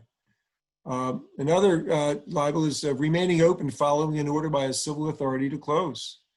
You could be using a field that there's been a positive case related to that field, and if that field owner stays open against the civil authority to close, which is the Board of Health, not only are they liable, but you're also liable for using it if you knew that it's supposed to be closed. So these are areas that we could be held liable. So some mitigating factors, what can we do? For sure is that, the nature of sickness and disease, in that time or place of contraction is difficult to prove. So when somebody wants to take action and they want to claim that they have a loss, as David shared, that they need to prove that they contracted COVID-19 at a soccer event. And so, an incubation period for some people, they're saying is anything from 5 to 12 days. And people are in many more places than just at a soccer event. So that's the first thing that probably one of the most difficult that they'll be able to prove. Compliance with all regulatory agency guidelines, as long as we can demonstrate that our members from top to bottom are in compliance, that's another great mitigating factor. It reduces the opportunity for us to demonstrate negligence. That we have a documented framework for consistent decision-making with high regards for safety. That's our guidelines that we've put out there. It's the 18 pages of the guidelines, the supporting documentation, the resources that we have on our website. This webinar is a form of a documented framework for decision-making with high regard. Us sharing information about the modifications, about safe use of facial coverings, the gathering limits, that all falls right into all of this. That's why we've been doing these webinars from day one, to make sure that we get this information out to you and you have access to it. Assumption of risk, the waiver language is so important. I've talked about the waiver language in the last 3 webinars, and I'll mention it again. Waiver language that's on our website in the member toolkit section is there for you to put in your registration documents. And if you've already had people register without it, you would have them complete it on a paper version and retain it in your association property, in either somebody's home or office in a secure place.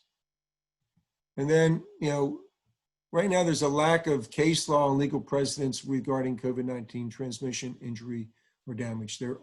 It's so new that, when somebody were to make a claim and attempt to sue us to prove that we were negligent, there's just is such a lack of precedence at this point in time that, the courts are still trying to get to understand what we're dealing with.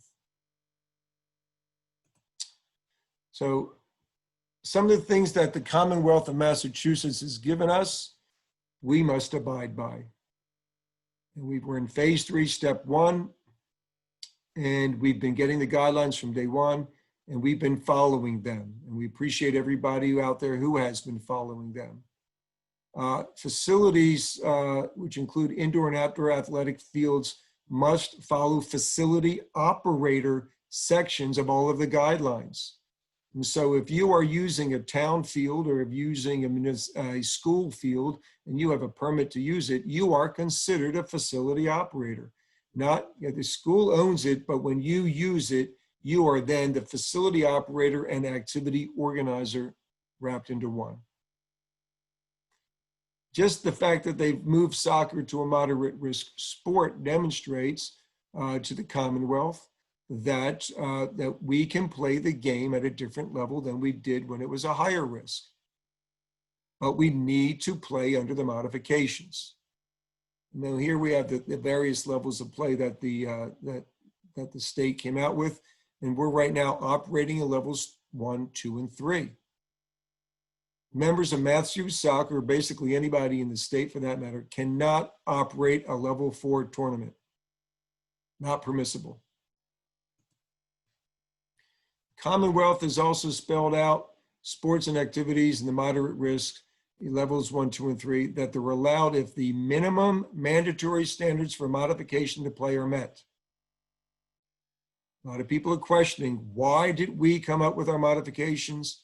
For various reasons, not only to comply with the state, but also to make sure that we have a well-documented and written guidelines to help us mitigate against negligence, to mitigate and make sure that we can maintain duty of care for what we're responsible for.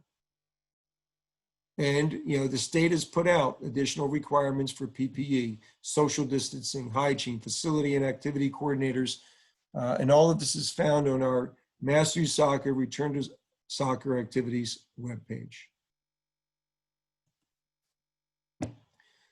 Some other guidance from the insurance carrier has to do with travel to and from other states. So right now, Massachusetts has a travel order in place. And unfortunately, our friends down in Rhode Island are on the non-low risk. Thus, players from Rhode Island cannot travel up to Massachusetts to play games unless, of course, that they can prove that they've got a negative result in the last 72 hours before coming up, and or that's the only way they can come up, because if they do come up without a negative test result, they need to quarantine before they can do anything. And the same thing, if a player from Massachusetts were to go down to Rhode Island to participate in the game, they're free to go down, but coming back, they'll either have to quarantine for 14 days and or have a test and prove negative. But there's another part about this that has to do with we and Massachusetts are in a no tournament play. Massachusetts considers that this may increase risk exposure. So from a duty of care responsibility that we have for our teams, is technically a team that by our state's guidance says no tournament play. technically cannot travel to a state and play a tournament, even if it is a low-risk state. Because what they've done is they've gone beyond what's permissible here in the state. And so, there could be a consideration is that the coach was negligent in taking them out of state to try and circumvent what is taking place here in the state of Massachusetts. So if a coach or a organization was to take a team out of state to a tournament, they're increasing their exposure. An incredible example of this, and we're waiting to see how it plays out, is what just took place. It was in the news of the hockey player from Massachusetts playing on a New York State club who then played in a tournament in New Hampshire, and there was who tested positive, and they're trying to trace it and track it. And if that coach knowingly took that team to another state to play in a tournament, and whether the player knowingly had COVID or not at the time, is that there was no tournament play for Massachusetts residents. And so you can't circumvent by going out of state to beat the system. All Massachusetts residents and Massachusetts-based clubs must play games under Massachusetts guidelines. So if you do have a league game in another state, those players still have to play under Massachusetts guidelines.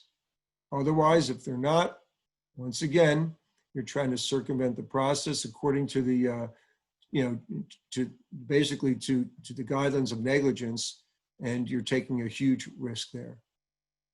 So duty of care must be considered at all times. So to summarize the protections in place, and I appreciate everybody's patience on this, everybody's hanging in there, is that review the guidance from the state and local governments. If you haven't read the document from the state, and the links are on our website that we're following, we encourage you to read and understand them. Maintain workplace safety using OSHA, CDC, and WHO guidance, which is all included within our guidelines. Our guidelines were put together based on state, CDC, and WHO guidance for the safety and well-being of our players. Follow the guidelines from the government in Matthew Soccer. They're there, easy to understand. There's checklists, there's supporting documents, all the resources that you need. Properly utilize PPE, especially face masks. We went through the guidelines for facial coverings for players, and for all others, it's real easy. Face masks must be worn at all times. When players are off the field, worn at all times. To and from the parking lot, worn at all times. We have to adhere to the social distancing protocols, clearly defined in our guidelines. We need to be able to manage the different risk levels of players and participants. We talked about players having all different types of physicality, of their health, of their build, of their fitness. And so we need to make sure that we help manage this. And for the most part, the ultimate goal is to make sure that players have a mask on wherever possible. We do have a stay home when sick policy. We use the self-certification methodology. When a parent brings their child to a practice or a game, that parent is certifying that that child is healthy. They're not sick. Now, we have the ability to ask a child, how are you feeling? But we can't go really beyond that, but we have to trust our parents to make sure that they are keeping their children home when sick. And lastly, the waiver of release or informed consent with COVID it's that document, the COVID language, it's in our language. It's there to be followed. And lastly, before I get into some of the questions that have come in, is that we are going to have a webinar with our broker, the Marsh McLennan Agency. They're an international agency with offices here in Massachusetts. We do business with the office based in Worcester. The corporate is out of Chicago. We're going to have it in 2 weeks. The date is yet to be finalized. It could either be the 31st or the 1st. We're just taking a look at availability for their folks to be on. And we'll put all that information out there the way we put our information out with regards to what's taking place with our webinars. And you'll be able to sign up for that. And we will be going through every single one of the policies that our member organizations have, that they have for them through Mass Youth Soccer.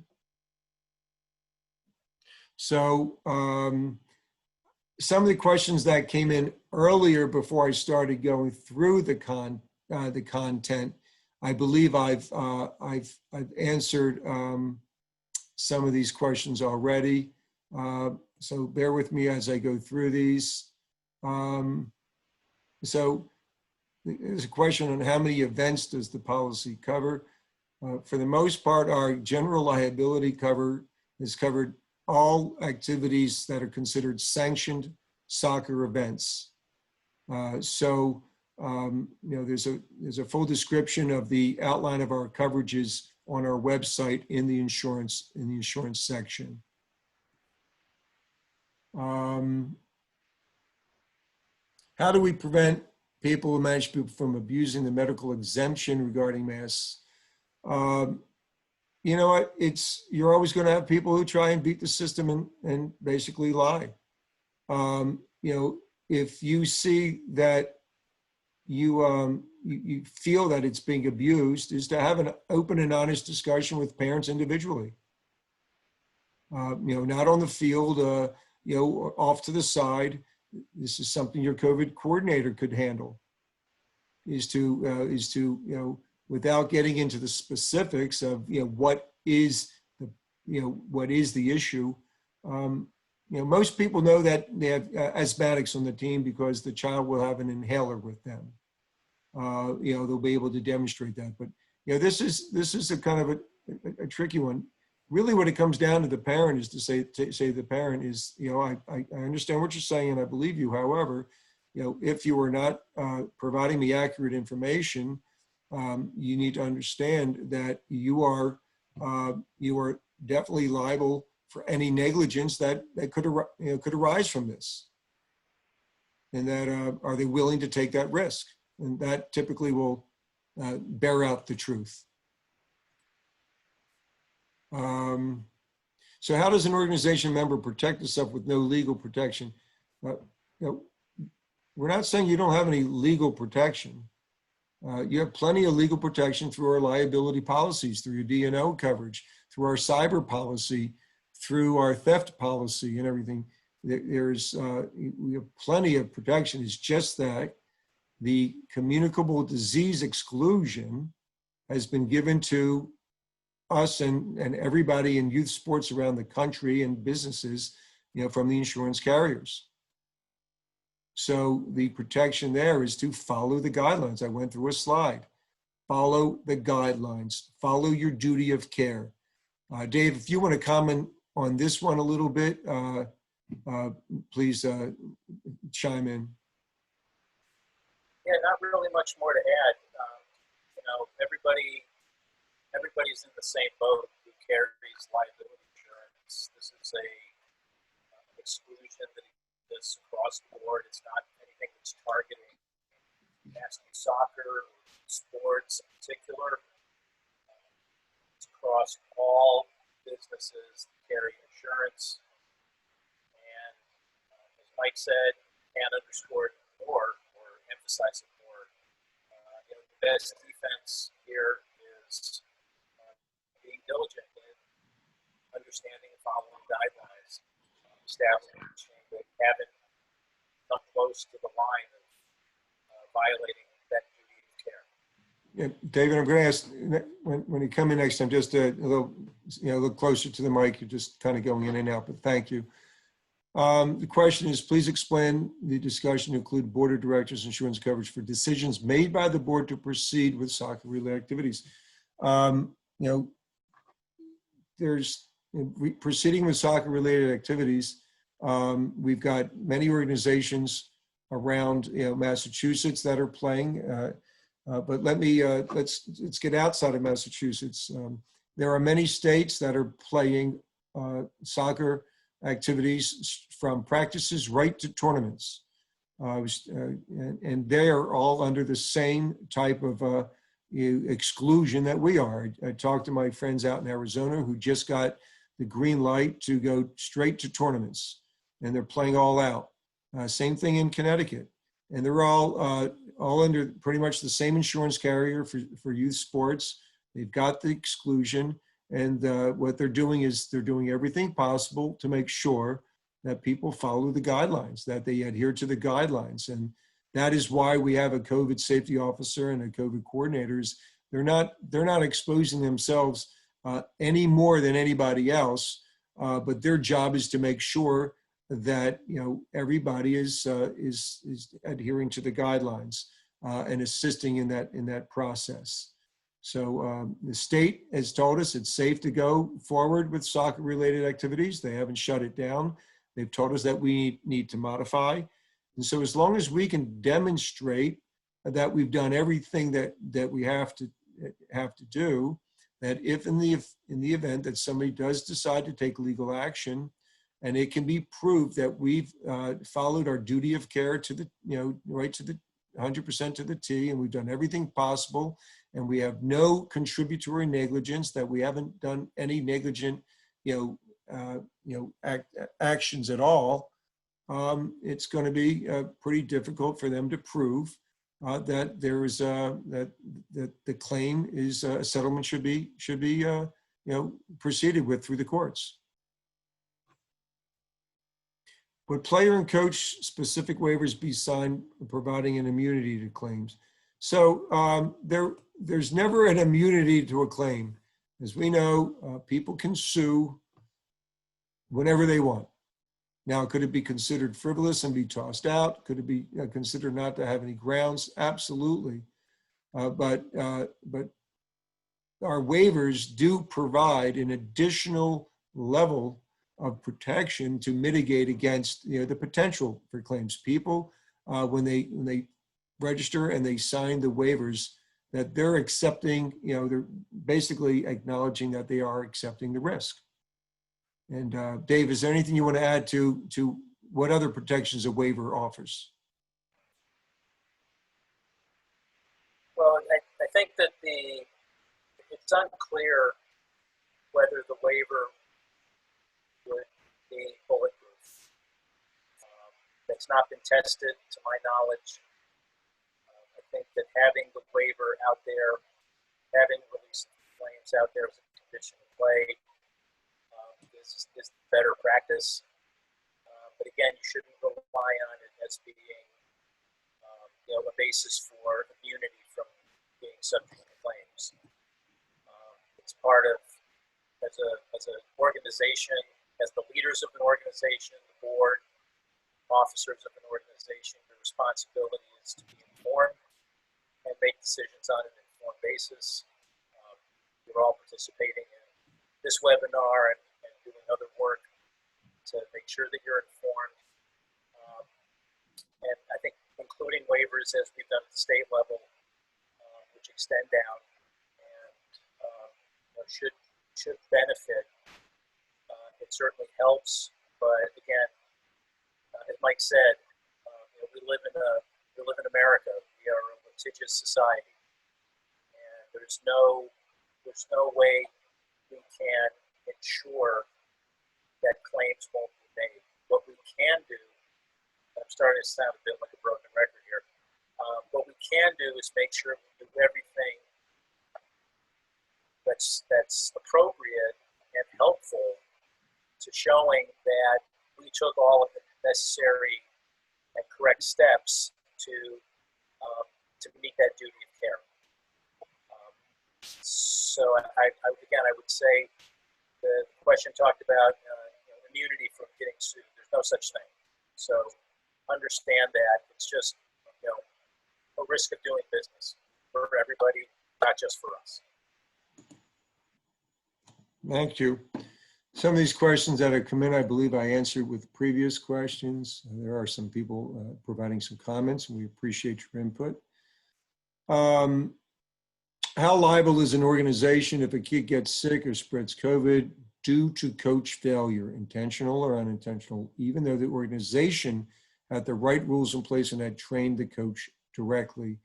So in essence, if the coach can be found to be negligent in a court of law, first off, the coach is going to be responsible for their own legal defense. And then in the event, they are found to be negligent, and the organization can demonstrate that they've done everything possible to train the coach, to provide the coach the right tools, the right information, that they've had the coach, whether have all the coaches watched previous webinars that we've held, such as the one that was held, on the pre-recorded one, and listening to tonight. As long as the organization can prove that they've done everything as much as possible, then it's going to be up to the courts to determine whether the organization has any negligence to go with that. And I'm going to, of course, go to Dave to follow up on my comments. Yeah, so that's spot on, Mike. I would add, just to clarify one point, is it's fine for an organization to provide training, to provide materials, to kind of set the table, as it were. But equally important is the organization needs to have mechanisms and procedures in place to monitor coach performance. You can't just send them out there at the beginning of the season and say, here's your list of guidelines, follow them, and then not proactively follow up and make sure that that's happening. And you'll figure out for your organization how that monitoring and oversight and supervision process will work, because it can be a basis for a claim that even though you had all of the right guidelines and procedures in place, you didn't monitor your coaches. You didn't make sure that they were actually following them. That can be a basis for a claim. And in the same vein, if you, every rumor, every report that you get about people straying from their lane in this area, you need to run those down. You need to show that you've investigated and, if necessary, taken appropriate corrective action. That's how the organization protects itself from being part of a negligence claim in this regard. So set the guidelines, monitor, follow up, investigate, enforce, rinse and repeat.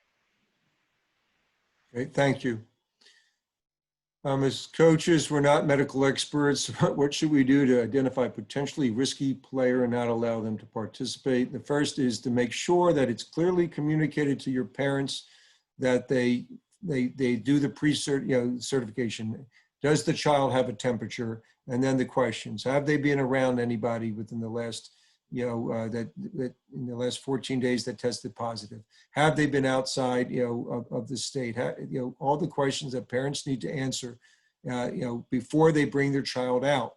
And so it's imperative that that's communicated to every single parent, that they've done that self-certification process prior to taking their child to the fields. Then the next step is the coach can go up to every child as they're coming and say, how are you feeling? You can't pry with any more other questions, with regards to, if you want to just confirm with the parent, have you, are you able to answer all the questions that you're supposed to before you bring your child out here? And the parent can give you, a nod or a yes. It's not like being on an airplane where you have to get a physical yes if you're sitting next to to an emergency seat. Just the fact that the parent has brought the child, they're self-certifying that the child is healthy to be out there. Will the waiver language be updated? Yes, we will be taking a look at our waiver language to see if the exclusion does alter or materially change the way the waiver language has been put together, and we'll address that for sure.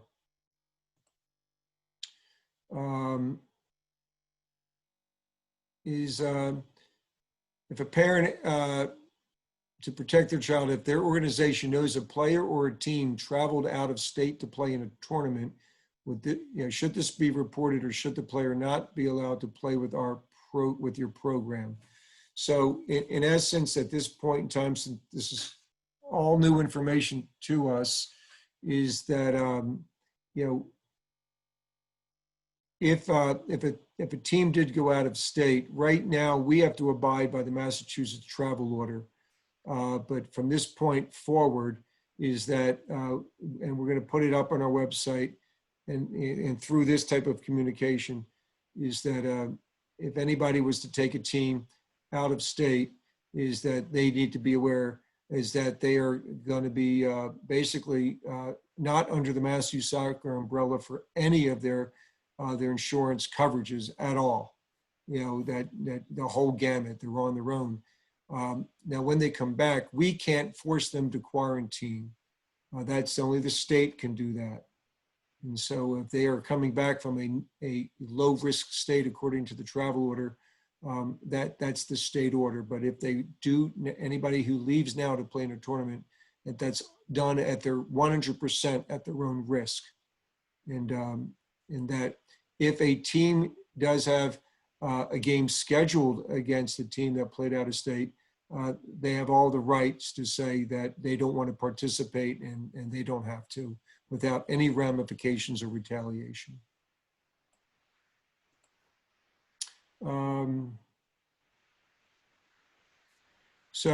What protections are assigned to referees as a paid employee of the host organization who may have as a part of the COVID claim? Well, it's the organization. First off, they're not paid employees. They're contracted independent contractors. There's make that clear delineation. But for every referee that you retain the services of as an independent contractor in your town or league, you just need to make sure that the referee is abiding by all of the guidelines. Mask on at all times, never touching the ball, always 6 to at least 10 feet away from every player and other adults. And that is, you just need to make certain that that referee has abided by those guidelines.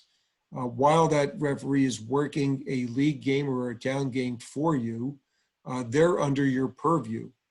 They are, because they have been retained by you, and thus they fall under all of the guidelines, also including OSHA.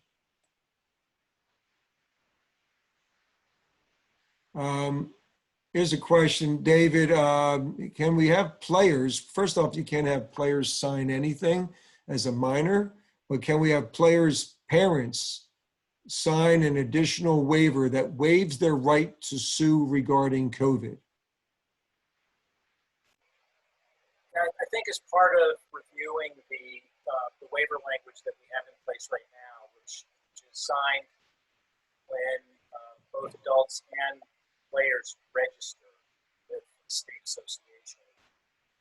One of the things we're going to take a look at is whether including a covenant not to sue is advisable. And I know it probably sounds to most people on the call that it certainly would be something that would kind of cut in favor of some of the downside of not having insurance coverage for defense costs for these kinds of claims. But the question is whether that type of a covenant not to sue would actually be enforced.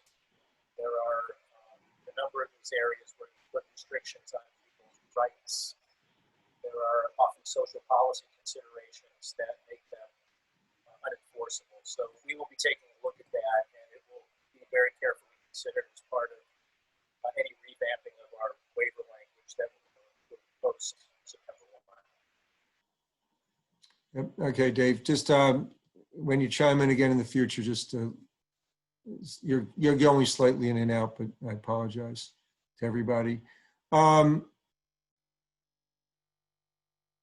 Questions that come up during the season.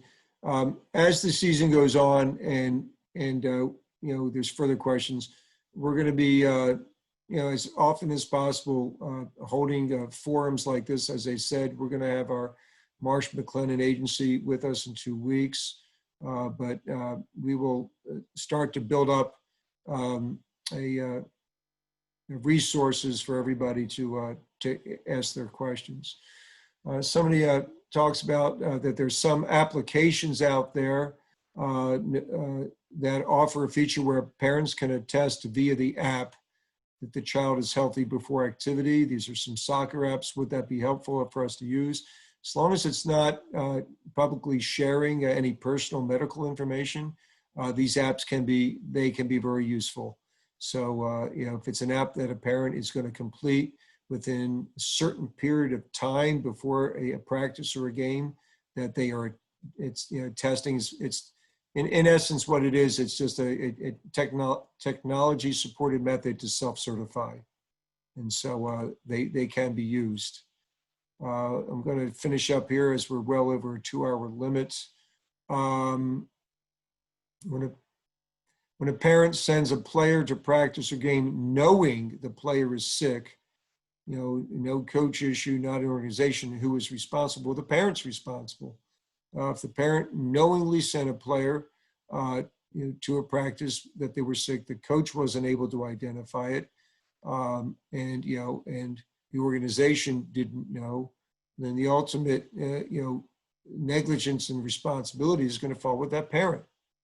And that if any action does take place from there, it's all going to funnel, as long as everybody else can demonstrate they did everything that they were supposed to do, it's all going to come back to the parent of that player.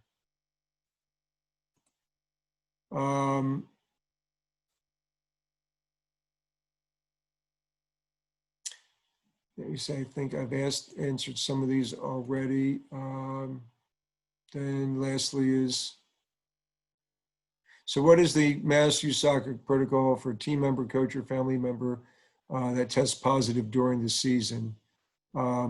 So we've been communicating this in our previous webinars. It's a part of the information that we have provided to the COVID safety officers. But the answer to this is extremely simple.